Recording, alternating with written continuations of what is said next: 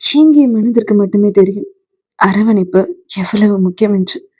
இந்த வரிகளை படிச்சதும் உங்ககிட்ட பகிர்ந்துக்கணும் அப்படின்னு தோணுச்சு. ஸோ பகிர்ந்துக்கிட்டேன். இன்னைக்கு நீங்க கேட்க போற இந்த கதை நீட்டியா இல்லை திஞ்சிலாவோட 90வது அத்தியாயம். கேட்கலாமா? சிங்கப்பூரில் இருந்து சீதா கிளம்பும் நாள் வந்தது.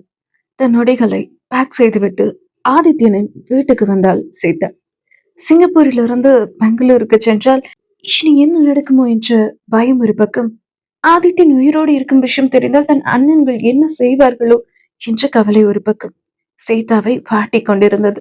சீதா ஆதித்யன் விட்டு காலிங் பெல் அடிக்க போக அதற்குள் ஆதித்யனை கதவை திறந்து விட்டான். எல்லாம் பேக் பண்ணியாச்சா சீதா என்றான் ஆதித்யன். என்றாள் சீதா. அவளின் முகம் சூழ்ந்து போயிருப்பதை பார்த்த ஆதித்யன், என்னாச்சு, ஏன் டல்லா இருக்க என்றான். நத்திங் என்றாள் சீதா. அப்போ ஏதோ இருக்கு, உடம்புக்கு எதுவும் பண்ணுதா, ஹாஸ்பிட்டல் போலாமா என்றான் ஆதித்யன். இல்ல, அதெல்லாம் ஒன்றும் இல்லை, ஐம் ஆல் ரைட் என்றாள் சீதா. ஃப்ளைட் எத்தனை மணிக்கு என்றான் ஆதித்யன். 10:30 என்று சீதா சொல்ல, அப்போ இன்னும் 1 hour இருக்கு என்றான் ஆதித்யன். இங்கிருந்து ஏர்போர்ட் போகவே ½ hour ஆகுமே, இப்போ கிளம்புனா சரியா இருக்கும் என்று சீதா சொல்ல, ஓகே என்று ஆதித்யன் வீட்டை பூட்டி விட்டு சீதாவின் லக்கேஜை எடுத்து காரில் வைத்தவன் அவனை பார்த்து கொண்டு நின்ற சீதாவிடம், கிளம்பலாமா என்று கேட்க சட்டென்று அவளின் கண்களிலிருந்து கண்ணீர் வந்துவிட்டது. கண்ணீரை புறங்கையால் துடைத்துக் கொண்டு, கிளம்பலாம் என்று சீதா சொல்ல அவளின் அருகில் வந்தவன் அவள் தாடையை பிடித்து நிமிர்த்தி தன்னை பார்க்க செய்தவன், இப்ப எது கலகுற என்று சட்டென்று அவனை அணைத்துக் கொண்டு சீதா, எனக்கு பயமா இருக்கு, பெங்களூர் போனதுக்கு அப்புறம் என்ன வேணும்னாலும் நடக்கலாம் என்று அவள் சொல்ல, ஆமா, என்ன வேணாலும் நடக்கலாம், ஆனா என்ன நடந்தாலும் என்கிட்ட இருந்து உன்னை யாரும் இனி பிரிக்கவே முடியாது, சோ டோன்ட் வரி என்றான் ஆதித்யன். எனக்காக ஏன் அண்ணங்க கூட சண்டை போடுவீங்களா என்றாள் சீதா. அவசியம் வந்தா போட்டுத்தானே ஆகணும் என்றான் ஆதித்யன். இல்ல, நீங்க அண்ணன் கூட சண்டை போடக்கூடாது என்றாள் சீதா. ஓகே, சண்டை போடல என்றான் ஆதித்யன். நீங்க எப்ப பெங்களூர் வருவீங்க என்றாள் சீதா. சீக்கிரமே என்றான் ஆதித்யன். என்றாள் சீதா. ஃப்ளைட்டுக்கு டைம் ஆயிடுச்சு என்று ஆதித்யன் சொல்ல அவளை விட்டு விலகியவள், கிளம்பலாம் என்றபடியே காரில் ஏறிக்கொண்டாள். காரில் ஏறிய ஆதித்யன் காரில் இருந்த எஃப்எம்ஐ ஆன் செய்தான். இந்த நிமிடம் இந்த நிமிடம் இப்படியே உரையாத, இந்த மயக்கம் இந்த மயக்கம் இப்படியே நீடாதா என்ற பாடல் ஒலிக்க அந்த பாடலை கேட்ட சீதாவும் ஆதித்யனும் ஒருவரை ஒருவர் பார்த்து கொண்டனர். அவர்களின் பார்வையில் அவ்வளவு வழி இருந்தது, அவ்வளவு ஏக்கம் இருந்தது. ஆதித்யனின் கண்களை பார்த்த சீதாவிற்கு உங்களோட கை பிடிச்சிட்டு கூடவே இருந்துன்னு தோணுது என்று நினைத்து கொண்டாள். ஆதித்யனோ சீதாவை பார்த்தவன், என்னை விட்டு எங்கேயும் போகாதடி, என் கூடையே இருந்துரு அப்படின்னு சொல்ல ஆசையா இருக்கு என்று அவனும் நினைத்து கொண்டான். இருவருக்குள்ளும் அளவுக்கு அதிகமான காதல் இருக்கிறது. அந்த காதல் அவர்களை ஒன்று சேர்க்குமா? விரைவில் பார்ப்போம். இருவருக்குள்ளும் அந்த பாடலை கேட்ட பின்பு ஒரு மிகப்பெரிய மௌனம். மௌனம் கலைத்தான் ஆதித்யன். நான் என்னோட பிசினஸ், அத்தை, சாத்விகா அப்படின்னு ஒரு சின்ன உலகத்துல இருந்தேன். காதல் எப்படி எல்லாமோ என்ன மாத்திடுச்சு. இந்த ஒரு வாரமும் எனக்கு எப்படி போச்சுன்னே தெரியல. லைஃப் முழுவதும் என் கூட நீ இருந்தா நல்லா இருக்குன்னு தோணுது என்று ஆதித்யன் சொல்ல, ஒரு வாரம் முன்னாடி வரைக்கும் நீங்க இறந்துட்டீங்கன்னு இருந்தேன். உங்களை பார்த்ததுக்கு அப்புறம் தான் என் இதயம் துடிக்கிற சத்தம் எனக்கே கேக்குது. இப்போ இனி என்ன நடக்குமோங்கிறது நினைச்சாலே பயமா இருக்கு என்று சீதா சொல்ல, நான் தான் இருக்கேன்ல, டோன்ட் வரி, அப்பவே சொன்னான்ல, திரும்பவும் ஏன் அதையும் நினைச்சு ஃபீல் பண்ற? என்ன நடந்தாலும் என்ன ஆனாலும் என்கிட்ட இருந்து உன்னை யாராலும் பிரிக்க முடியாது. என்றான் ஆதித்யன். ம் என்றாள் சீதா. அதற்குள் விமான நிலையம் வந்துவிட சீதா காரை விட்டு இறங்கினாள். ஆதித்யனும் காரை விட்டு இறங்கினான். நீங்க நீங்க கிளம்புங்க, நான் போய்க்கிறேன் என்றாள் சீதா ஆதித்யனை பார்த்து. இல்ல, நானும் கூடவே வரேன் என்றான் ஆதித்யன். இல்ல, பரவாயில்ல, உறவு தானே, நான் பெங்களூர் போய்க்கிறேன், நான் மேனேஜ் பண்ணிக்கிறேன் என்றாள் சீதா. நோ, நானும் உன் கூட பெங்களூர் வரேன். 4.5 hours. நீ மட்டும் எப்படி போவ? நானும் வரேன் என்றான் ஆதித்யன். உங்களுக்கு எதுக்கு சிரமம் என்று சீதா சொல்ல, இதுலலாம் என்ன சிரமம், ஒன்னும் இல்லை என்றவன் சீதாவோடு பெங்களூர் கிளம்பினான். 4.5 மணி நேர விமான பயணம். பத்திரமாய் சீதாவை அழைத்து வந்து பெங்களூருவில் விட்டுவிட்டு ஆதித்யன் மறுபடியும் சிங்கப்பூர் சென்று விட்டான். சீதாவை அழைத்து போக சஞ்சய் தான் வந்திருந்தார். சஞ்சயை பார்த்ததுமே சீதாவிற்கு சஞ்சய் ஆதித்யனை அடித்ததுதான் ஞாபகம் வந்தது. சீதாவை பார்த்த சஞ்சய், ஹாய் சீதா, 1 வீக் சிங்கப்பூர்ல எப்படி இருந்தது? கங்க்ராச்சுலேஷன்ஸ், வெற்றிகரமா சிங்கப்பூர்லயே நம்பர் 1 ஃபேஷன் டிசைனரா அவார்டு வாங்கினதுக்கு என்று சஞ்சய் சொல்ல, தேங்க்ஸ்ண்ணா என்றாள் சீதா. சரி, 6 மணிக்கு போவோம், அண்ணா உனக்காக காத்துட்டு இருக்கார் என்று சஞ்சய் சொல்ல, எனக்காகவா? என்ன என்ன ஆச்சுன்னா என்று சீதா கேட்க, தெரியலம்மா என்றான் சஞ்சய். அடுத்த 15 நிமிடத்தில் சீதா சஞ்சயோடு அரண்மனைக்கு செல்ல, சீதாவிற்காக ராகவன் வரவேற்பறையில் காத்து கொண்டு இருப்பதை பார்த்த சீதாவிற்கு கை கால் எல்லாம் நடுங்க ஆரம்பித்து விட்டது. ராகவனின் அருகில் வந்த சீதா, அண்ணா என்று அழைக்க, வாமா சீதா, உனக்காக தான் வெயிட் பண்றேன் என்று ராகவன் சொல்ல, சொல்லுங்கண்ணா என்றாள் சீதா. குளிச்சுட்டு ரெஃப்ரெஷ் ஆகிட்டு வா, பேசலாம் என்றான் ராகவன். சரிண்ணா என்றவாறே தன் அறைக்குள் சென்று விட்டாள் சீதா. தன் பெட்டிகளை அறையின் ஓரத்தில் வைத்தவள், அண்ணா என்கிட்ட என்ன பேச போறாரு என்று யோசித்தவள் உடனே தன் கைபேசியிலிருந்து மதுவிற்கு அழைத்தாள். மதுவின் கைபேசி அவளின் அறைக்குள் இருந்தது. மதுவோ அடுப்படியில் வேலை செய்து கொண்டிருந்தாள். அதனால் சீதாவிற்கு பெரிய ஏமாற்றம். சரி, அனி பிஸியா இருப்பாங்க போல என்று நினைத்தவள் குளித்துவிட்டு வரவேற்பறைக்கு வந்தாள். ராகவனும் சஞ்சயும் சோபாவில் அமர்ந்திருந்தனர்.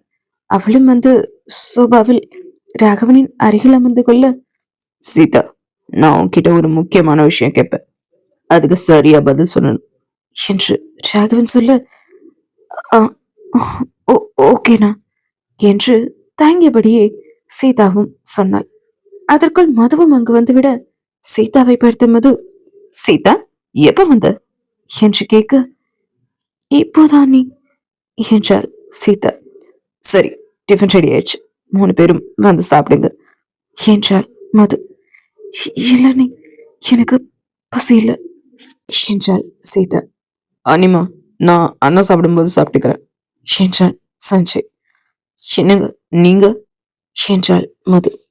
எனக்கு ஒரு மீட்டிங் இருக்கு, நானும் சஞ்சயும் அங்கேயே சாப்பிட்டுக்கிறோம் என்றான் ராகவன். என்றாள் மது. ராகவனை வற்புறுத்தி மது சாப்பிட அழைத்து தனக்கும் ராகவனுக்கும் மனக்கசப்பு இருப்பதை சஞ்சய் சீதாவின் முன் காட்டிக்கொள்ள விரும்பாத மது, சஞ்சய், இன்ஜினியரிங் காலேஜ்ல செமஸ்டர் எக்ஸாம்ஸ் இருக்குல்ல, ஸோ எனக்கு அங்கே நிறைய வேலை இருக்கு, நான் போகணும், நான் கிளம்புறேன் என்று மது சொல்ல, சஞ்சய் என்று அழைத்தான் ராகவன். அண்ணா என்றான் சஞ்சய். ஓ அண்ணிய உட்கார சொல்லு என்றான் ராகவன். இருவருக்குள்ளும் ஏதோ பிரச்சனை ஓடிக்கொண்டிருப்பதை உணர்ந்த சஞ்சய், அனிமா என்றான் மதுவை பார்த்து பாவமாக. மதுவும் அமர்ந்தாள். இப்போ சொல்லு சீதா, உனக்கு கௌஷிக்க கல்யாணம் பண்ண சம்மதமா என்று ராகவன் கேட்க, அண்ணா அது அது வந்து என்று வார்த்தைகளை விளங்கிக் கொண்டிருந்தாள் சீதா. ஓ வெறுப்பு இல்லாம இங்க எதுவும் நடக்காது, தைரியமா சொல்லு என்றான் ராகவன். எனக்கு எனக்கு என் மனசுல ஆதித்யன் தானா இருக்கார் என்று சீதா பட்டு என்று சொல்லிவிட, சீதா என்ன பேசிட்டு இருக்க என்றான் சஞ்சய் கோபத்தோடு. சஞ்சய் அமைதியாரு, இது அவ வாழ்க்கை, அவதான் முடிவு பண்ணணும் என்றான் ராகவன். ஆ ஆ சரிங்கண்ணா. பட் அந்த ஆதித்யன் தான் உயிரோட இல்லையே என்று சஞ்சய் சொல்ல, அவர் அவர் உயிரோட தான் இருக்கார் என்ற பதில் சீதாவிடமிருந்து வந்தது. வாட் என்றான் சஞ்சய். ம் ஆமாண்ணா, அவர் சாகல. அவர் ரொம்ப ரொம்ப நல்லவர் என்று சீதா சொல்ல, இத நீ சொல்றதுதான் எனக்கு ரொம்ப ஷாக்கா இருக்கு என்றான் சஞ்சய். சோ உனக்கு அந்த ஆதித்யனை பிடிச்சிருக்கு, ஐ எம் ரைட் என்றான் ராகவன். ம் என்றாள் சீதா. ஓகே, அவனையே கல்யாணம் பண்ணிக்கும். பட் எனக்கு ஒரு கொஸ்டின் இருக்கு. உன் கல்யாணத்துல நீயும் அவனும் மட்டும் இருந்தா போதுமா, இல்ல நான், சஞ்சய், மது அப்படின்னு எல்லாரும் இருக்கணுமா என்று ராகவன் கேட்க, அண்ணா நீங்க நீங்க இல்லாம என் கல்யாணம் நடக்காதுண்ணா என்றாள் சீதா. ஓகே, அப்போ நீ அவனை நல்லவன்னு நம்புற மாதிரி நானும் நம்பணும். அது வரைக்கும் வெயிட் பண்ணுவதானே என்று ராகவன் கேட்க, சரிண்ணா என்றார் சீதா. சீதா, உன் சந்தோஷம்தான் எங்க சந்தோஷம்.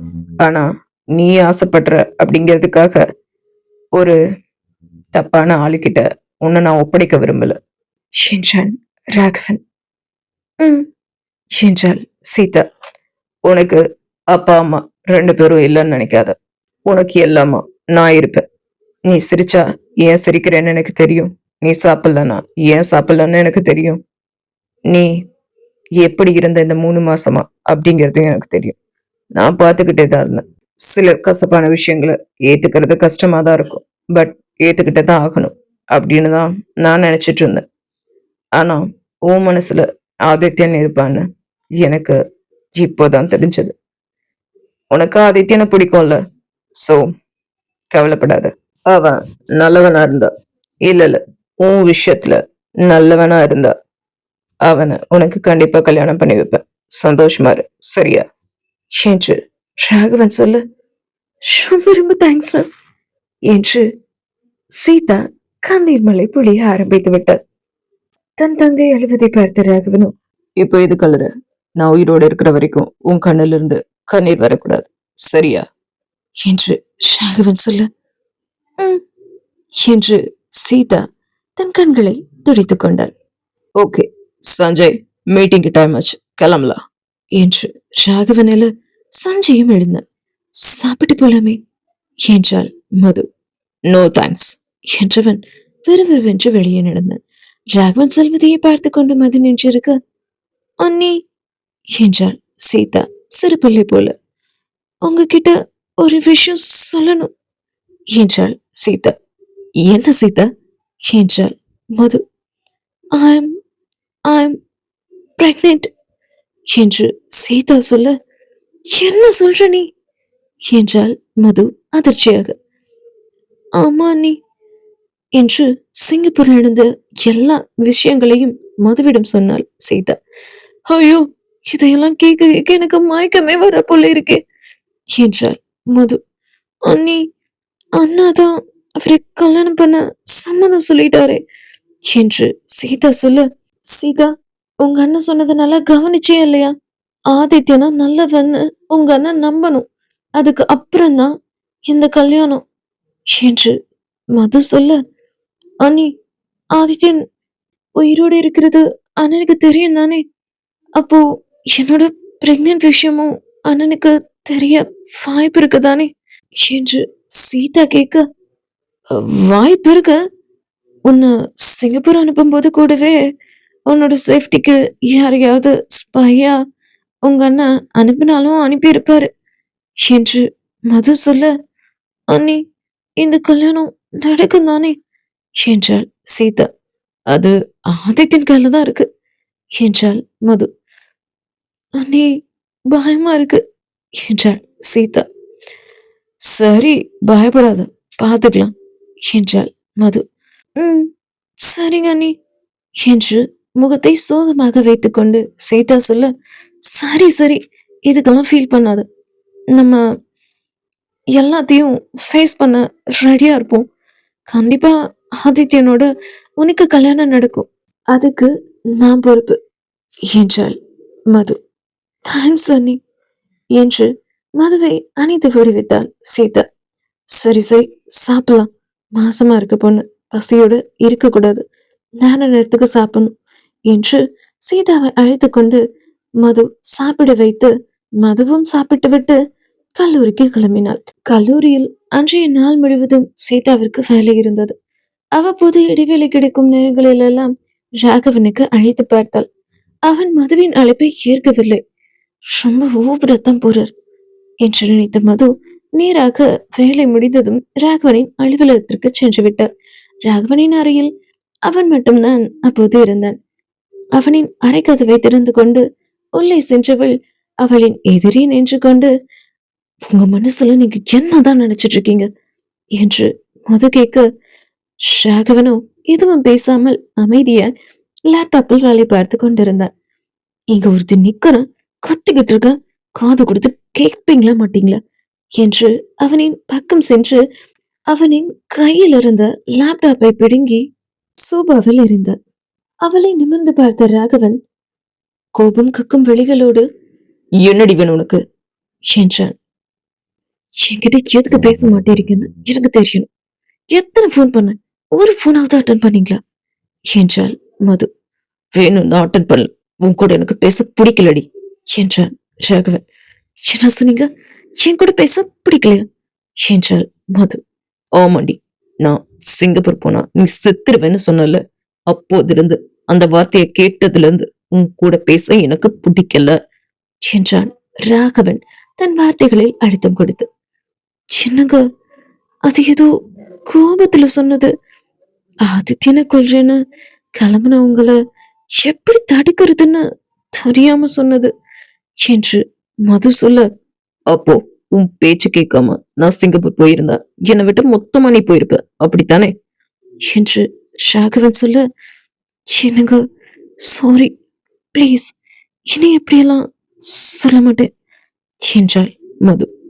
நீ இங்கே நில்லு, நான் வெளியே போறேன் என்று ராகவன் 2 அடி நகர்ந்திருப்பான்.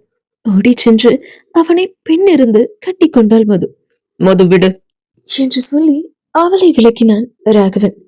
அவனின் முன்னே வந்தவள் அவனின் கையை எடுத்து அவளின் வயிற்றின் மேல் வைத்தவள், பாப்பா, அம்மா பாவல்ல, அப்பாவை இந்த ஒரு முறை மன்னிக்க சொல்லு பிளீஸ். இனி இனி இனி ஒரு முறை இது போல நான் சொல்லவே மாட்டேன் என்று மது சொல்ல, பாப்பா, உங்க அம்மா என்ன பண்ணாலும் ஏன் கோவம் போகாதுன்னு அவகிட்ட சொல்லு என்று ராகவனும் சொல்ல, என்ன பண்ணா உங்க அப்பா கோபம் போகுமா கேட்டு சொல்லு பாப்பா என்று மது சொல்ல, பாப்பா, அம்மாவை அப்பா மன்னிக்கணும்னா அம்மாவுக்கு பனிஷ்மெண்ட் இருக்கு, செய்ய ரெடியான்னு கேளு என்று ராகவன் சொல்ல, முகத்தை பாவமாக வைத்துக் கொண்ட மது, செய்யறேன்னு சொல்லு பாப்பா என்றாள். தோணும் போது சொல்றேன்னு சொல்லு பாப்பா என்றான் ராகவன். அது வரைக்கும் என்கிட்ட பேசவே மாட்டாரான்னு கேளு பாப்பா என்று அவள் கேட்க, பேச மாட்ட என்று அவன் சொல்லி முடிக்கும் முன்னரே செம்பி அவனின் இதழோடு இதழ் அணைத்திருந்தாள் பெண்ணவள். என்னதான் ராகவன் மதுவின் மேல் கோபமாக இருந்தாலும் அவள் மொத்தத்திற்கு அவனும் உருகி அவள் ஆரம்பித்த மொத்தத்தை அவன் தொடர்ந்தான். அந்த சமயம் பார்த்து கோப்புகளோடு வந்த வாசு அவர்களின் மொத்த காட்சியை பார்த்து விட்டான். டே டே டே டே, என்னடா இது என்று தன் கண்களை ஒரு கையால் மூடிக்கொண்டவன் அவர்களுக்கு முதுகு காட்டி நின்று கொண்டான்.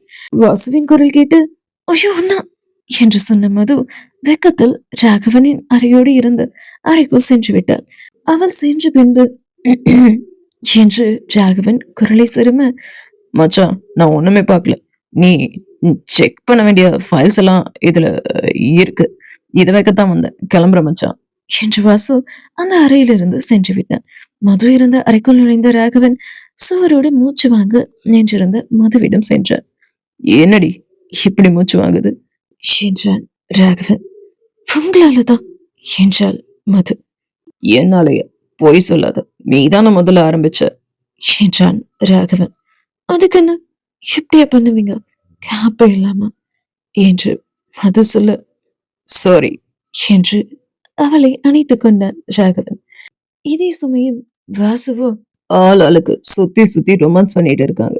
இப்போ யாழ பார்த்தே ஆகணும்னா என்று சாத்விகாவை பார்க்க கிளம்பி விட்டான் வாசு.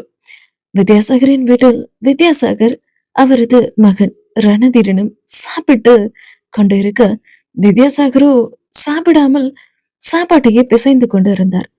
தன் தந்தையை கவனித்த ரணதீரன், என்னாச்சு டாட், எதுவும் பிரச்சனையா என்றான். ஆமா, கிருஷ்ணமூர்த்தி சார் 2 டேஸ்க்கு முன்னாடி நான் ஹாஸ்பிட்டல்ல பார்த்தேன் என்றார் வித்யாசாகர்.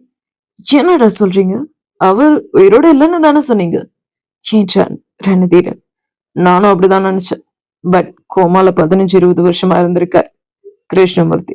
இப்போதான் கோமால இருந்து மீண்டு இருக்கார் என்று வித்யாசாகர் சொல்ல, அப்போ அவரோட சொத்தையெல்லாம் அவர்கிட்ட ஒப்படைக்க போறீங்களா என்றான் ரணதீரன். எஸ், அவரோட சொத்தையெல்லாம் அவர்கிட்டயே ஒப்படைச்சிட்டு அவர் வீட்டுக்கும் இந்த எல்லா சொத்துக்கும் உன்னையே வாரிசாக்கலான்னு நினைச்சிட்டு இருக்கேன் என்று வித்யாசாகர் சொல்ல, என்ன சொல்றீங்க டாட், எனக்கு ஒண்ணுமே புரியல என்றான் ரணதீரன். இத பாரு, கிருஷ்ணமூர்த்தி சாரோட அப்பா அவர் இருந்து போகும் முன்ன எப்போது கிருஷ்ணமூர்த்தி சாரை நான் பார்த்தா ஒரு கடிதத்தை அவர்கிட்ட கொடுக்க சொல்லி சொல்லி என்கிட்ட கொடுத்திருக்காரு. சோ அந்த கடிதத்தை அவர்கிட்ட கொடுத்துட்டு இந்த சொத்தை அவர்கிட்டயே ஒப்படைச்சிட்டு வருவோம். கிருஷ்ணமூர்த்தி சாருக்கு இந்த அடிதடி எல்லாம் பிடிக்கவே பிடிக்காது. ஆனா அவர் மருமகனுக்கு அடிதடி தான் எல்லாமே. மெல்ல மெல்ல வாழைப்பழத்துல ஊசி ஏத்துற மாதிரி கிருஷ்ணமூர்த்தி சார் கிட்ட எல்லாத்தையும் சொல்லிடுவோம். அப்புறம் அவர் பொண்ணான மதுவை ராகவன் கிட்ட இருந்து பிரிச்சிருவாரு. நீ செய்ய வேண்டியது ஒன்னே ஒண்ணுதான், கிருஷ்ணமூர்த்தி சார் கிட்ட நல்லவன்னு பேர் எடுக்க வேண்டியது மட்டும்தான். அது மட்டும் செஞ்சுட்டீங்கன்னா போதும். அப்புறம் அவரே அவர் மகளை உனக்கு கல்யாணம் பண்ணி வச்சிடுவார்.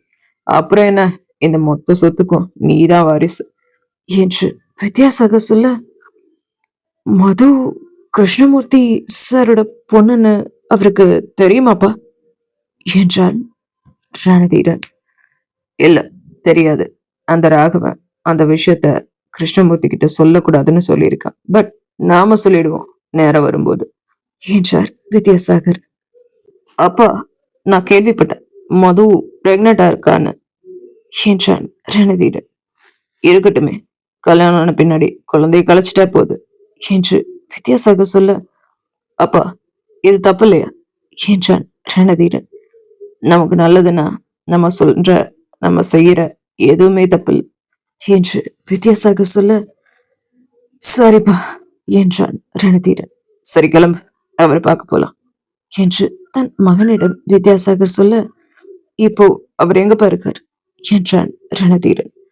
அவர் நண்பர் வேதாச்சலம் வீட்டுல என்று வித்யாசாகர் தன் மகனோடு வேதாச்சலம் வீட்டுக்கு கிளம்பினார். வித்யாசாகர் வேதாச்சலம் வீட்டுக்கு சென்ற சமயம் வேதாச்சலமும் கிருஷ்ணமூர்த்தியும் வரவேற்பறையில் அமர்ந்திருந்தனர். எக்ஸ்கியூஸ் மீ சார் என்று வித்யாசாகர் கேட்க, அவரின் குரல் வந்த திசையை நோக்கின வேதாச்சலம் வித்யாசாகரை பார்த்தது மறந்து விட்டார். வேதாச்சலத்தை பொறுத்தவரை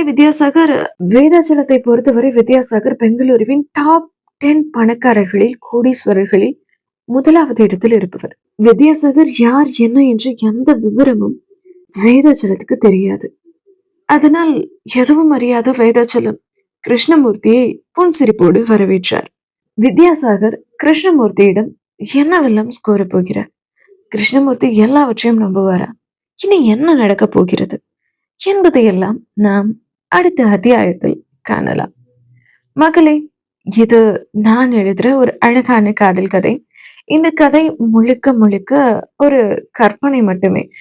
சோ கதை பிடிச்சிருந்தா மறக்காம லைக் பண்ணுங்க. கதை எப்படி இருக்குன்னு கமெண்ட்ல சொல்லுங்க. இல்ல சித்தோ, இந்த கதை இப்படி இருந்தா நல்லா இருக்கும், இந்த கதையில இன்னைக்கு இந்த மிஸ்டேக் பண்ணிட்டீங்க அப்படின்னு உங்களுக்கு ஏதாவது தெரிஞ்சதுன்னா எனக்கு அதையும் கமெண்ட்ல சொல்லுங்க. அடுத்த எபிசோட்ல நான் அதை திருத்திக்கிறேன். மறக்காம உங்க ஃப்ரெண்ட்ஸ் யாராவது லவ் ஸ்டோரிஸ் கேட்பாங்க, ஆடியோ நாவல்ஸ் கேட்பாங்க அப்படின்னா நம்ம ஆடியோ நாவலை அவங்களுக்கு ஷேர் பண்ணி விடுங்க. இதே போன்ற நிறைய கதைகளை கேட்கறதுக்கு நம்ம சேனலை சப்ஸ்கிரைப் பண்ணி வச்சுக்கோங்க மக்களே. Tata, bye bye, see you. நாம அடுத்த கதையில சந்திக்கலாம். வணக்கம்.